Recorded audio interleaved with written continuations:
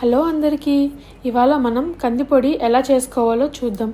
ఒక కళాయిలో 1 కప్ కందిపప్పు వేసి ఫ్రై చేసుకోవాలి. 1/2 కప్ పచ్చిశనగపప్పు, 1/2 కప్ పెసరపప్పు కూడా వేసి కలర్ మారేంత వరకు దోరగా వేయించుకోండి. ఇప్పుడు 1 టేబుల్ స్పూన్ ఆయిల్ వేసి మీకు కారంకి సరిపడా ఎండుమిర్చి, 2 టేబుల్ స్పూన్ జీలకర్ర వేసుకుని ఫ్రై చేసుకోండి.